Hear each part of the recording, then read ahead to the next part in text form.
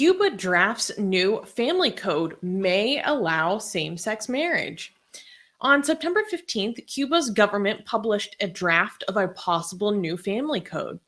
The draft of Cuba's new family code explicitly defines marriage as, quote, voluntary union of two people with absolute equal rights and obligations, as opposed to previously between a man and a woman.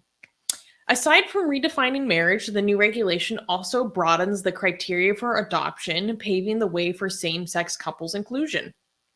This code also allows children to play a more significant role in decisions that will affect them. The vice president of the National Union of Jurists of Cuba, Yamila Gonzalez Ferrer, expressed support for the new code. Gonzalez said that it would protect the right of each person to establish a family. Not everyone is excited about Cuba's draft of a new family code. Cuba, a predominantly Catholic country with 60 to 70% identifying as Catholics, has expressed resistance to the new code. So I thought this was interesting to cover, actually more from the communist angle, from the religious angle, actually. Yes, a lot of people don't know that the vast majority of communist leaders were extremely anti-LGBT. Was it Marx was anti-LGBT himself, wasn't he? I'm not as familiar with was. Marx, but I believe it was Castro. They would send gay men to camps where basically they were forced to like work themselves to become more manly. They'd like be sent to work concentration camps to get the femininity out of them or whatever. Yeah. A lot of people were killed. That's So this is really good news, and this is not one of those news. Sorry, I'm correct. It was Che Guevara. You're right. No, but they were both homophobes. No, Castro was extremely homophobic as well. Yeah, but maybe that specific story was. That's what I was thinking. Yeah. Yeah, maybe, but I think Castro has some examples of that as well. Anyways, what I was trying to say before was that this is not one of those examples where I'm going to be like, okay, this is good news, but what took you so long?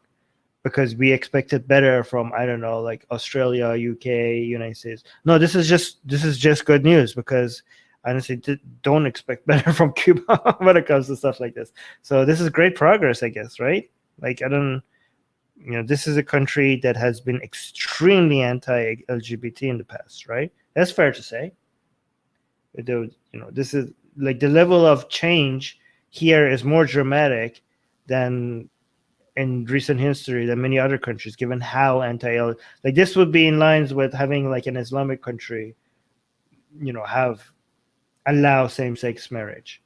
Yeah. Right. The public animosity towards LGBT people historically is very high in Cuba. Reportedly better since the 1990s, but historically quite severe. So right now, what's the support for this? Do we know?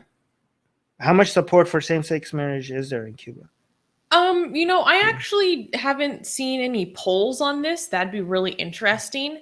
But part of the reason for this is to make it more in line with Cuba ratified a new constitution in 2019. So it's to bring it up, the marriage and family code up to the to be in alignment with the new constitution. Because there's some I guess discrepancies there. The Justice Minister Oscar Silveira Martinez said, quote, "We consider this version," meaning the new one, "to be consistent with the constitutional text and develop and update the various legal family institutions in correspondence with the humanistic nature of our social process." So a 2019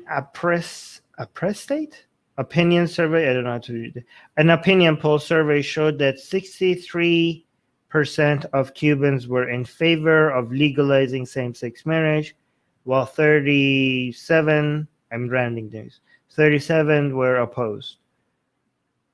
Okay, 63 is more than I assumed for a communist country.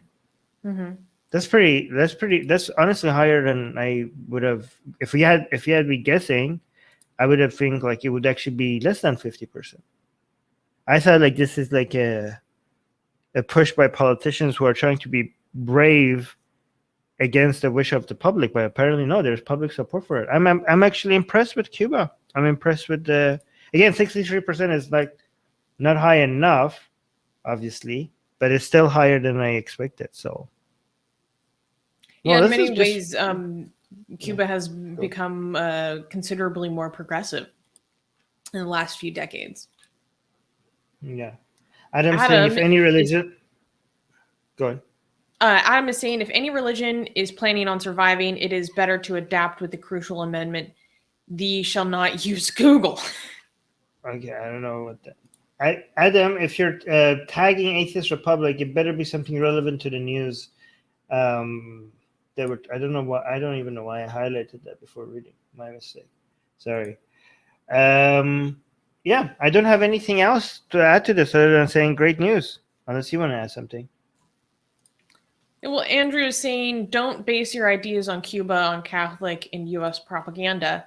I mean, yes, I I'm understand not. where you're coming from, but the issues that I'm the not LGBT community in Cuba have faced are go far real. beyond any propaganda.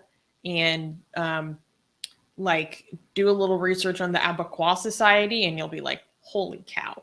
Um, Andrew, there's it's a lot not. of very deep rooted issues. But this is Andrew, awesome. it's I hope this draft is approved. all right.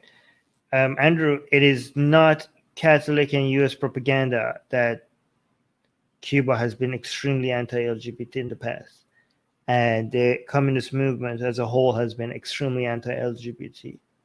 So I don't know if you think that's propaganda because that's history. Hey guys, if you're a fan of Blasphemy and Sexy Callie, like me, then you need to be sure to subscribe to our newsletter, link in the description below. Because if you subscribe, we will send you a free copy of our Blasphemous Art ebook. And let me tell you, it is the tastiest blasphemy that you can find anywhere available today. And we are so generous with our blasphemy that we continue to send you more blasphemy every week. So make sure to subscribe, link in the description below.